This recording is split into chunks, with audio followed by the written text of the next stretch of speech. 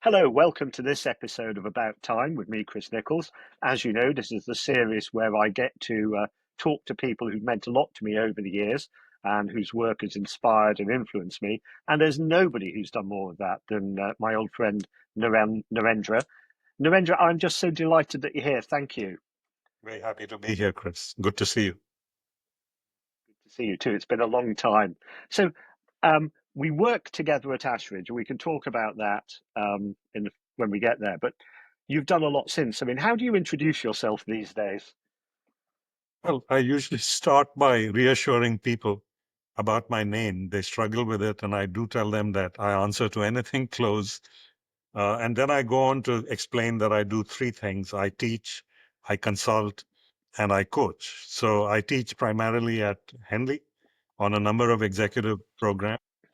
I have a one man and two dogs consulting practice, which is essentially strategy facilitation. And I'm an executive coach, and I tend to work only with CEOs. Brilliant. Yeah. And the coaching thing, that is that post Ashridge. I don't remember you labeling yourself a coach back in the Ashridge days. Very much so. It's Yeah. something I did roughly 5 years ago, and I got a coaching qualification at Henley. Mm. And at any point in time, I'm coaching maybe two or three chief executives. Okay. Oh, brilliant. Yeah. So I was trying to remember when I first met you, and I have a feeling it must be 25 years ago because you were at Ashridge when I arrived, and I arrived sometime in 2000 and became full time in January 2001. And I guess you were there already. I mean, when did you join? I joined Ashridge in 1995, and I actually remember our first meeting very well. I think it was on the back of a program on strategy that we ran for the consultants of Coopers and Lybrand. I think that's Ah, where we, yeah, yeah. yeah, yeah. Well, I always say, um, you were the person who taught me how to teach strategy. I'd obviously done a lot of strategy work in my Pricewaterhouse and PricewaterhouseCoopers days, but I never taught it. And the way Ashridge worked was, sitting alongside someone who did it, and you were that person for strategy. So I'm eternally grateful. I fear you're giving me too much credit, Chris. I'm sure you brought a lot to the party as well, and we learned from each other. Yeah, yeah. So I mean, it might. I mean, there's so many ways we could go with this, but it's great to know something about your life before Ashridge. I mean, how did you arrive at the doors of Ashridge Business School? Oh, that's quite a story. I started my career after a pre-experience management, post pre-experience postgraduate degree in management. I graduated in 1980 from an elite Indian business school. And it was a very curious education because I remember reading case studies about George Romney and American Motors and Head Ski Corporation and Crown Cork and Seal. And this was a world far away. The content was completely American. And I was hired on campus by a British chemical company. And I joined ICI as it was then. I'm not a chemist, and I realized early on that this company essentially nurtured chemists, and I decided that I would leave as quickly as possible once the words graduate trainee were off my resume. And I ended up spending 16 years in the company, working for Yeah, them in different parts of the world and doing a whole range of commercial roles. Um, Very early on in my corporate career, I got a phone call from somebody who had taught me in my MBA, and he was about to leave to take up a position in the US, and he was wondering if I would complete the teaching of his course. That was called the Advanced Marketing Seminar. And I'm usually willing to try anything at least once. So I said mhm, yes, and I taught a class that had an average age more than mine. I enjoyed the experience thoroughly. Some of the people I taught are now professors at elite US schools. Oh, And that started a journey where I was working for ICI Monday to Friday and teaching 6 hours every weekend on Saturdays and Sundays. My students loved it because they felt I was bringing the real world into the classroom. And ICI, my employer, also loved it because they thought that my teaching craft was giving me a conceptual clarity, which was very helpful mm, in the workplace. So I did that for many years, but often wondered whether my future lay in the corporate sector or in the teaching and education sector. And one day I saw an advertisement in the back pages of The Economist. If you've ever wondered who gets a job out of the job ads in The Economist, you're looking at one right now. yeah. We Um, have that in common. That that right? was is this your Ashridge job? Yes. That's exactly how I came to it, an ad in The Wow. Economist. And I thought I was the only one. So I the ad I was seeing was 4 months old, and I spoke to the headhunter who explained that everything was at a final shortlist, um, and I just shrugged and said, "Okay, maybe some other time." But he passed on my resume to Ashridge, and they seemed to find it extremely interesting. So they asked if I could come to the UK. Um, and there were lots of twists and turns in this story. They thought I'd be coming on ICI business. I thought they'd be paying for the ticket. It turned out that wasn't the case. So we called it off. And then ICI did ask me to travel. And I took a day off to come to Ashridge. And you know the drill. I taught a session with future colleagues in attendance, had several interviews. I loved what I saw. And they made me an offer. And the then HR director came to meet me the second time in the Terminal 4 restaurant because I was changing planes on my way back from Canada. They asked if I could stop again, and I said no. So they came to the airport and we had a coffee, and he made me an offer, which I accepted. And in September of Fantastic. 1995, there I was. And Ah, one of the yeah. best decisions I've ever made. Um, I've, you know, um, I consider myself very blessed and hugely privileged that for the last 30 years, I've done things that I would happily have done free if only my clients had asked me nicely. And it's never felt like work, Chris. I wake up every morning and think it's time to go and play some more. And that's priceless. Yeah. But we have that in common too. It's been yeah, many years of doing stuff for money that you would happily have done for free, which is such a privilege, such a Yeah. privilege, and meet so many fantastic people along the way, which is great. Yeah. Yeah, And the work has taken me to maybe yeah. roughly 50 odd countries in that time. And um, if I ever get around to writing an autobiography, um, I have a title for it, which is Strange Beds and Strange People. I'm looking forward to it. Now, you did write a book, but that wasn't the title of your book. Um, so, because somewhere along the way, you did a doctorate, Yes, and you actually wrote that up into a book. I that's remember, right. which was making strategic leaders. Is that Yes, right? that's exactly right. So that is essentially a sexed up doctoral thesis, and it was written more for the pride of authorship and being able to showcase some thought leadership.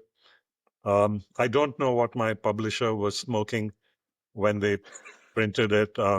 It's priced at roughly £60, and it's out of print. So I guess the few copies they sold, they managed to sell, resulted in going out of print. So, but that piece of work examined two things. One, what were the capabilities leaders need at the apex of an organization, and the Mm. second question was, how did they acquire those capabilities? And my audiences usually find that interesting, so I still talk about that from time to time. Yeah, yeah. I mean, how did your experience of, Ashridge had a particular way of being in the world. It was very human centered, even in relation to strategy or finance or anything. I mean, how did that turn up in your doctorate and in your work? I suppose I'm asking, how are you different because it was Ashridge? We, I guess it all starts with me teaching strategy and, in particular, strategic analysis. And these were the sessions I was asked to teach most commonly. And of course, they were greatly influenced by the work of Michael Porter. So I did industry Mm, analysis and competitor analysis, and then various matrices like the strength attractiveness matrix, etc. And I always got great feedback. I enjoyed what I was doing, but I always had a nagging doubt at the back of my mind. And that was, am I actually making a difference? My audiences seem to lap up these tools, but does that really matter? And does it make a difference? And all this kind of came into sharp focus one day when, in my MBA class, a student asked me, he said, Professor, are you really saying that Richard Branson analyzed the airline industry before launching Virgin Atlantic Airways? Now we know from Branson's autobiography, Losing My Virginity, that the sum total of the strategic analysis behind the launch of Virgin Atlantic happened on the back of a paper napkin in a restaurant over a meal. And similarly, what did Bill Gates analyze when he set up Microsoft, because the software industry didn't exist? So I was very troubled by the role of analysis in mm, strategy in general. So that triggered off the research question on what makes up strategic capability in a leader. And then how did they get that capability? Did they get that by sitting in one of my classrooms, or did they get it somewhere else? So both these questions were actually spawned directly from the Ashridge experience. And I can spare you reading the book. The short answers are that uh, the analytics are a very, very small part of being strategic. And in my sample of 25 chief executives that I interviewed, not one attributed their ability to be strategic to a business school. It was all about life experiences and mentors and being thrown in at the deep end and having to rapidly acquire new frames of reference, and being stretched outside their comfort zone, and then having the ability to reflect critically on those experiences. And um, that's what the real world is about. It's messy, um, and the number of interesting factors at work. yeah, and I'm struck by how similar that story is to what went on with Paul and Melissa Carr and Phil Hodgson when they were researching the frontiers of leadership teaching to find out what should be the next leadership program. And it ended up by not creating a leadership program. It created an experience, which was the simulation, which has Yes, been phenomenally successful. I mean, still and running, I think. that I want to say that the distinctions between strategy and leadership come from our side of the table, and they are because different people allegedly teach different things. So we've created these artificial silos, but actually they're two sides of the same coin. It's all about being effective in whatever organization you're in. And I think it's all one ball of. So I find that I've drifted into areas Yeah, that my former colleagues would describe as leadership, and I don't make those distinctions anymore. yeah. And as you know, I can't remember which year it was, but I drifted down the corridor to Ashridge Consulting at some point, which um, was essentially Gestalt and complexity based. So none of the bookshelf positions Yes. really applied. We're just sitting with the human messiness of trying to do stuff. Yeah, but I have a sense of you um, doing much more of that in your practice when you talk about your coaching of CEOs. I mean, that very much is the real world of the messiness of Yes. leading, yeah, in whatever context. Yeah. Yeah.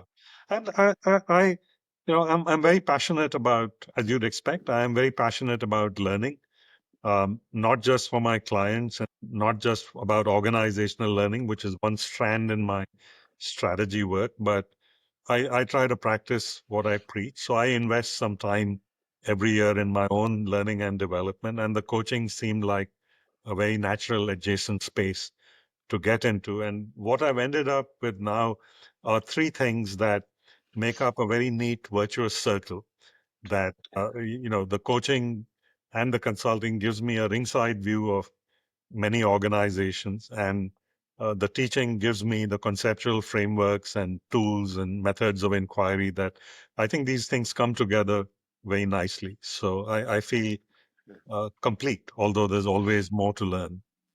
Yeah, yeah.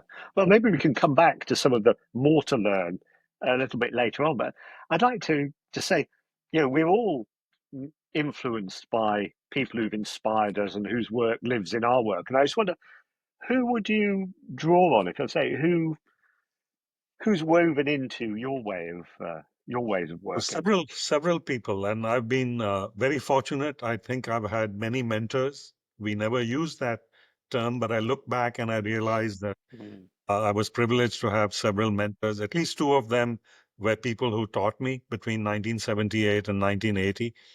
And the way they taught was very inquisitorial, and they made demands on students. And some of that I was picked on very often in those classrooms. And um, those, that's like a video seared into my brain. And I find myself sometimes unconsciously mimicking these great teachers I had. So, in terms of teaching style, I had two very memorable mentors. But more recently, when I did my doctorate, I yeah. had the good fortune to rub shoulders with Henry Mintzberg, whose work Mm, I admire immensely. I've had numerous conversations with him about my research as well as the world of strategy and leadership and organizations. So, if you pointed a gun at me and said, pick one person, it would probably be Henry Mintzberg. yeah. Mm, yes. I mean, I've only met him once, uh, and that was through you because you Yes. invited him to spend some time at Ashridge, which was lovely. And that was one of the great things about being at Ashridge was from time to time, the legends would pop in to do something, Yes. and you got to spend time with them, which was great. But I only, through you and James Moncrief and the Ashridge, what became the Whirligig, um, you know, Ashridge's take on one part of Mintzberg's work has just been huge in my life. Yes, it has. I'm pleased to tell you that those ideas still have traction, and we continue to disseminate that. The setting has changed. It's these days I run a strategy program at Henley, um, Mm, and that is entirely informed by the work we did at Ashridge. Since Ashridge no longer does that kind of thing, I'm given to yeah, understand. yeah. And tell me, so what is the program you now run at Henley? I am responsible for three of our open executive Ah, programs. okay, right. First one is a general management program called the Executive Management Program. It's 10 days in two modules, and it caters to people just below board level who are now being asked to make a wider contribution to their organization, typically functional heads who are now being asked to broaden their horizons. Then I run the strategy program, which is a 3-day program for anybody who's involved in strategy formation and execution. And then I also run alongside a colleague who's based in Boston, Andy Binns, who works with Change Logic in the US. He and I run a strategic innovation program, which is also about 3.5 days. And that's for teams seeking to embed business innovation in their organizations. Andy is a colleague and a co-founder with Michael Tushman at Harvard and Charles O'Reilly at Stanford. So their work also influences what we do quite significantly. Yeah, yeah. Brilliant. Mm. And I mean, we could spend a lot of time just diving into the like what you teach and how you teach it, but I'd like to go a bit broader and something about the why, really, because there's something about why we do this kind of work, why we spend our time developing people and you know developing organizations. And so what kind of yeah, what's the fire in your belly that causes you to still do this after all these years? That's a great question. I don't know. I probably struggle to articulate it. I enjoy it greatly. I love talking to groups of people.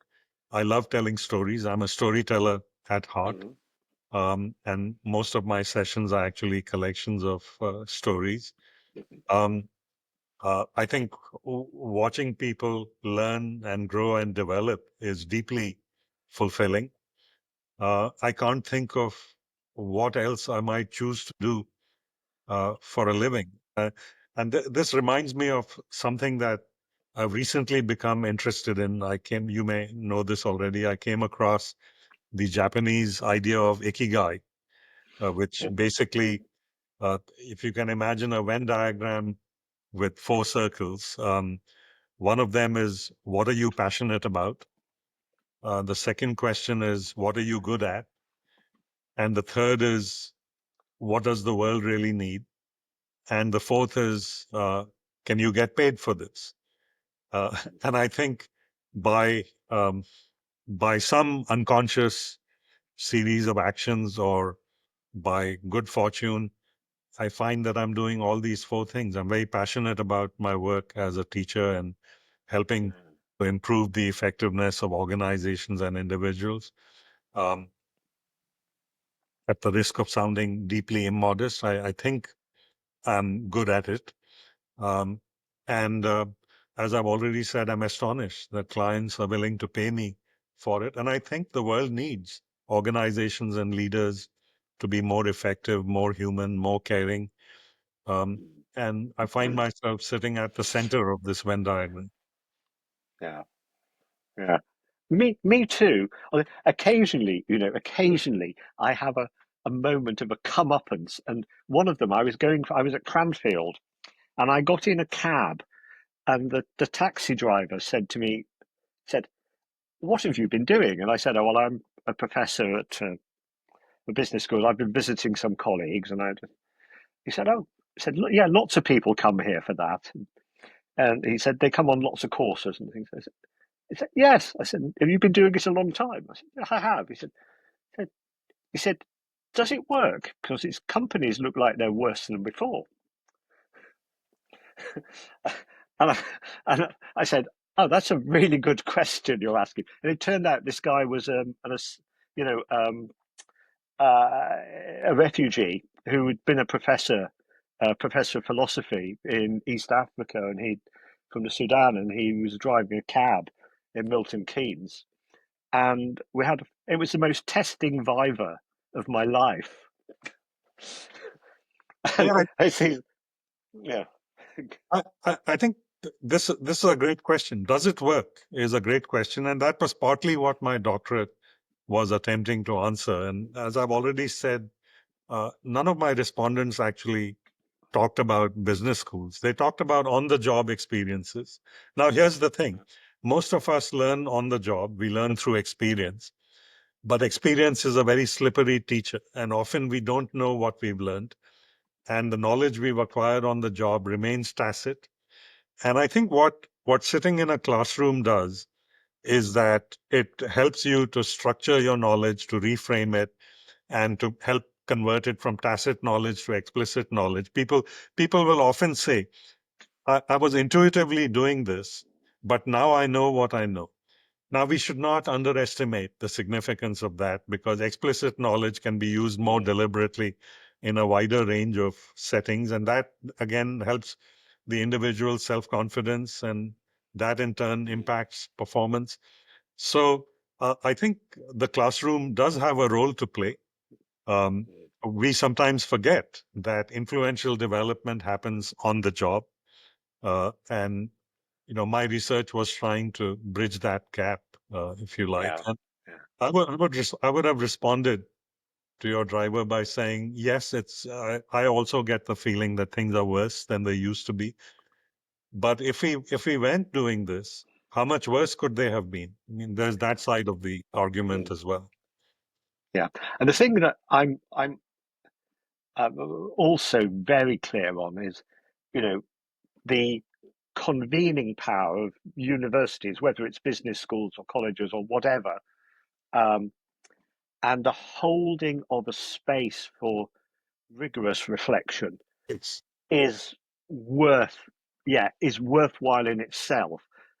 The content matters, the experience of being there matters, but these places of reflection yes. are incredibly important, and they're very easily lost in even the best, well-meaning, well-organized businesses. Yes. Yeah. I would add to that and say you're absolutely right, but surely it's more than just the physical space. It's also the intellectual stimulation Mm. and challenge and support that you get. Um, Yeah. I think simply providing a nice riverside setting and good food and good weather and saying go reflect. I'm not sure that does the trick Yeah. in itself. Yeah. I No, think there's no. more to it. We have a slightly different. That's really interesting. We have a slightly different frame of reference because it never crossed my mind uh, that there was a physical space. Of course, you're absolutely right. There is a place like the Gardens of Ashridge or the beautiful location of Henley that does something. But no, I was thinking the psychological space and the Oh, absolutely. container of Yeah, yeah, but and and a the safe space almost in particular. this all. I mean, for me, I'm I come at this in part as a Buddhist chaplain. It is that there's something about the nurturing development of others as peers, as sacred beings that happens in those places and those containers, which is spectacular. Yeah. So, Now, I had no idea that you were a Buddhist chaplain. I also identify as a Buddhist, if on a mm, census form at least, and try to live by those uh, principles. So we've uncovered yeah, something that I had no yeah, idea about. Yeah. yeah. I mean, I'm I'm what I'd call a secular Buddhist, and I am very influenced by the work of Stephen Batchelor. Mhm. Um, and so he trained in Tibetan Buddhism and then in Zen, but gradually over time came to say, well, actually, I'll let go of all the gods and cosmoses and just focused on the noticing and Yeah. the mystery of it. Oh, what's going on right now? What's this? Uh, uh, so I know you sometimes go to or at least used to go to the Buddhist monastery near Hemel, didn't you? Yes, I did. And I learned meditation at the monastery. They used to run, and I think they still do free meditation workshops on Saturday afternoons. And I found that very helpful, and that's now become a habit of daily meditation. And I also moonlight as a taxi driver for the monks whenever they need a ride. They have a panel of people. Sometimes the phone will ring and they'll say, Uh, "Can you take this monk to the dentist or to the physiotherapist or to a hospital or pick up somebody at an airport?" And that's actually been hugely, hugely enjoyable because I'm working with my hands. I'm being respectful to other people. They have no idea who I am, and nor are they particularly interested in my professional persona. And we have great conversations. A typical ride from Heathrow to the monastery might be about an hour. So a one-on-one conversation with a monk for an hour is a great privilege. They've all had very interesting lives, and yes. I'm always fascinated by their stories. Yeah. Yeah. Yeah. Mm. Well, one of my treats during COVID was I accidentally got bubbled with the local monastery, Benedictine, not Buddhist, but they needed a facilitator because they were in the process of choosing an abbot. And monks are fantastic at having a contemplative life, but not so good at having conversations about who they want to elect as their leader. So I spent 9 months facilitating um, a monastery and the choice of an abbot, which was a fascinating experience. And as you say, fascinating life stories. Mm. Um, but just before we were came onto the recording, we were chatting about our mutual experiences of life changing physical circumstances, and my case a big hemorrhage, and your case an illness, and how that had an impact on how we see the world and what we do. I wonder if it's okay to ask you to say something about that. Yeah, I'm very happy to. These events happened almost exactly uh, 2 years ago in July of 2023. I came home from a meeting in Cardiff, feeling a little ill. I initially thought it was some kind of flu, and then I thought maybe it was COVID. That test was negative. Anyway, I didn't get better. To cut a long story short, met the GP who ran some tests, and then there was an increasing sense of urgency. My physician called back and said I should go to A&E immediately, which I did. Spent the day in A&E thinking they're going to give me some pills and I'll go home. I didn't come home until approximately a month later, and I was very ill, and I have a very uh, foggy recollection of everything that happened to me in that time. Um, we now know what it was. It was complications arising from pneumonia, but I was very weak, and the recovery was very slow. It took many months, even after discharge, to regain any semblance of good health. And then I found that I was also, um, not only had I undergone a kind of health experience, but it had also begun to alter the way I thought about things. Now, I know it's a horrible cliche, but um, things become cliches, I guess, because they're true. And I found myself increasingly being very aware of my own mortality, and asking myself questions about legacy and what did I want to do with the gift of time I had available. I also had an overwhelming sense of gratitude, which I still have every day, that every day is a gift. And um, I should try to become a better person every day and do something useful every day. And I think that kind of reinforced the desire to make some contribution to the community. Um, Helping clients improve shareholder value is not a great epitaph, but um, and of course that's not the only thing I do. I hasten to add, but um, so I'm very conscious of issues of legacy and how I can, in my own small way, help make the world a better place. So I'm on the board of a couple of charities. The first one is Goods for Good, which is a humanitarian aid agency that does outstanding work in many different countries. It's small, but punches well above its weight.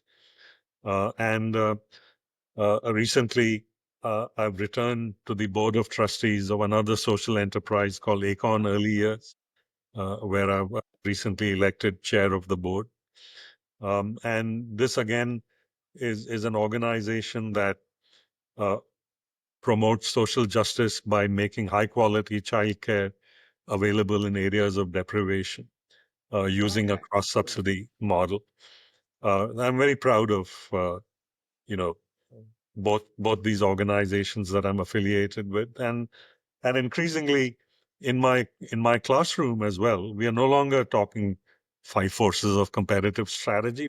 We're increasingly talking about what does it mean to lead a good life, and what are the principles by which one should live. And I enjoy these conversations greatly, and I hope I'm playing some small, Mm. tiny role in promoting some of these ideas and beliefs. Yeah. That's wonderful. Yeah, it reminds me. I, I once in the group at Ashridge, we used to have an Indian business school. I think you actually invited them over. Yes. That did regular visits. I'm afraid I can't remember the name of the business school. It was the Indian Institute of Management in Kolkata. Yeah. Yeah, I remember starting off a conversation with one of the groups I was invited to work with, and we had a lineup. And I said, in terms of your inspirations, are you more Ambani? I think at that time he was the richest man in India, Yes. Yeah. or still is, right, or Vinoba Bhave. Where do you put yourself on this line? And actually, unexpectedly to me, the group absolutely split. And it was just a fascinating session then, having a conversation about how these integrated or didn't. Yeah. Because Vinoba Bhave, Moved by Love and all these other books, he's just such a legend to me, Yes. um, and has influenced me hugely. But I find actually disappears in the Western discourse almost completely. You have to look hard to find Vinoba Bhave cropping up in the UK. Yeah. Yeah. Yeah. Yeah. I know Jeff Mead talks about that, and but that's the first time I heard him talk about it. I was also taken by exactly the same idea of how he's invisible in the West. And actually, for that matter, he's perhaps even forgotten in India. He's been Yeah, eclipsed by the new India. Um, yeah. But yeah, I think a lot for me, a lot of the richness of the work I've done in the last 15 years has come from this meeting of worlds. It's yes, come from, it's come from a meeting of the spiritual and the organizational, the strategic and the human. And yes. what I'm interested in is not the monocrops and the monocultures, but in the fertile hedgerows and margins of the thing. And this is one of the great things about being an expat, like me, which is that you can reject those things of your home culture that you don't like, and equally you can reject some aspects of the host culture that you don't like. But you get the best of both worlds. And again, um, being an expat has its challenges. There are many, but this is one of the blessings of being an expat. Very good. So we're we're coming up to 40 minutes, and we shouldn't go on much beyond 45. But I'd just like to say, well, what next, Narendra? You talked about constantly learning, and I remember you saying to me when I said, "Gosh, that doctorate." This is many years ago. I said to you, "That doctorate must be costing a lot of money," and you said to me, "Fundamental belief: investment in education is never wasted." You said, and I remembered that forever. Yeah. Actually, Thank you. yeah. And that's there's a very influential quotation which I offer in class at the end of my sessions on strategic learning. And this comes from Alvin Toffler, who I'm sure you're familiar with his work. What I find remarkable was how prescient this is. He wrote this 50 years ago, and I quote, he said, "The illiterate of the 21st century will not be those who cannot read or write, but rather those who cannot learn, unlearn, and relearn." And I believe very passionately. I think this it's a fantastic point of view, very well articulated. And but learning is fun. I think the things I want to do next are not necessarily about management. I'm Mhm. taking some master classes in photography. That's something else I'm very interested in. In fact, I've just enrolled in a online series on mindfulness and photography, which Ah, promises to be very interesting. Um, I'm interested in learning more about world history and geopolitics. So it it could it could take many different forms, and I'm open. I'm curious, and I'm open to new and interesting things. A couple of years ago, I qualified as a Lego serious play facilitator, which is a whole new experience working with Lego in organization. I'm very proud of the fact that um, in one of my multinational clients in the boardroom on a glass table sits a Lego model of an organization that the leadership team built collectively, and they still refer to it. So I have an open mind about what might come next. It may not be, it's unlikely to be anything about strategy and leadership. Yeah, you. I'm loving the interplay between worlds here of the Lego, which in Ashridge Consulting we used to call extended epistemology. You know, these multiple ways of seeing and of course Game Shift, my organisation, has been built on a mixture of jazz and theatre and Yeah.